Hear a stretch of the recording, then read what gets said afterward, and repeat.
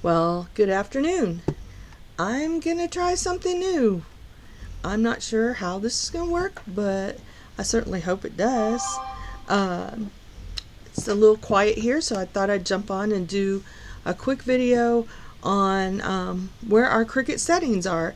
I know they just came out with a new machine. There's probably a lot of new owners out there that don't know where those default settings.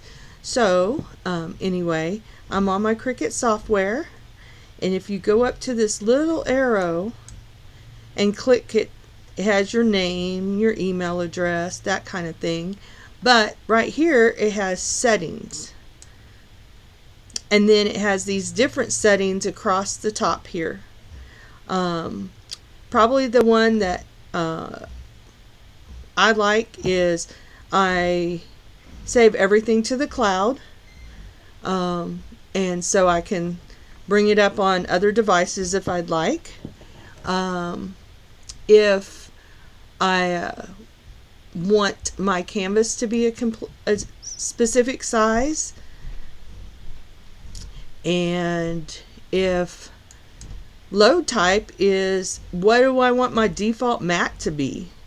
I have mine to 12 by 24 because I cut a lot of fabric and such, but you can make it whatever is listed here without the mat, on the mat, 12 by 12, on the card mat are your options, or none at all to where you have to pick your mat every time you go to cut something.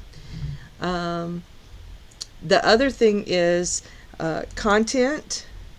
You can turn off, I'm not sure how many people know this, but you can turn off the adult stuff. If you don't want to see adult humor and those adult subjects, you can hide those. I thought that was pretty cool. I didn't know that until pretty recently. Machines, you can pick your machines, what you need to calibrate. We'll do another video on that later. If you need to link cartridges, unfortunately the only machine that still has that holder for cartridges is the Explorer 2 has it. Yes, I think it's the Explorer 2. It might be the Explorer, because I gave that machine to my daughter-in-law to use, so I don't have it here in front of me. But the makers do not have it. The newer machines that they just came out with do not have it. So you have to call and get them to link cartridges. If you don't know what cartridges are, then you have a new machine. In the back in the day, in the older machines, you had to put a cartridge in there and tell it what you wanted to cut. And that's how it was instead of on software.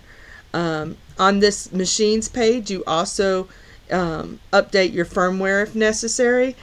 You know, I think I've updated firmware maybe one time, and I've had my machine for years. And then what else? Oh, notifications, if you want to tell it what you want to be notified about. And then the last one is your system, and that tells you what your computer system is, and disk space and that kind of thing.